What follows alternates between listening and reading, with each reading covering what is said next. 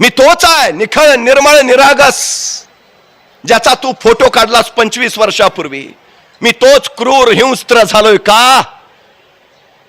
योग्य वेळी योग्य त्या गोष्टी मिळाल्या म्हणजे माणसं घडतात, ही सगळ्यात मोठी वस्तुस्थिती आहे. मी का बिघडलो माहिती आहे? मी जन्माला आलो आणि माझी आई माझ्यापासून हिरावली गेली. मी चालायला लागलो आणि माझे वडील माझ्यापासून नियतीनं हिरावले गेले. मला आधार देणारं, घडवणारं, संस्कार देणारं, जगवणारं कुणी नव्हतं.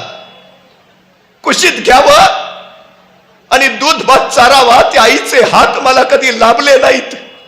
ज्यांचं बोट धरावं आणि सामाजिक नीती नियमांचे संकेत शिकावे असा बाप मला कधी लाभला नाही. मी आज जो आहे ना, तो फक्त आणि फक्त आई बाप नसल्यामुळे आहे.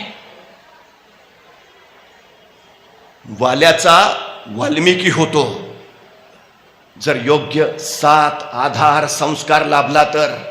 पण वाल्मिकीचा वाल्या व्हायला सुद्धा वेळ लागत नाही जर पाठीशी सावरणारं कुणी नसलं तर. एक गोष्ट लक्षात घ्या, मानवी व्यक्तिमत्वाचे संशोधक आणि जीवशास्त्रीय अभ्यासक असं सांगतात की नुकतंच जन्माला आलेलं एखादं नवजात बाळ तुम्ही आम्हाला आणून द्या आणि त्याला काय बनवायचंय ते सांगा, आम्ही त्याला ते बनवून देतो.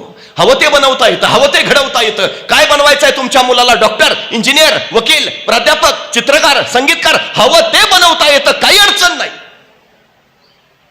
फक्त एक गोष्ट लक्षात ठेवायची, माती ओली असली की मग त्या गोळ्याला आकार देता येतो आणि वय संस्कार क्षम आलं की मग मूल घडवता येतं.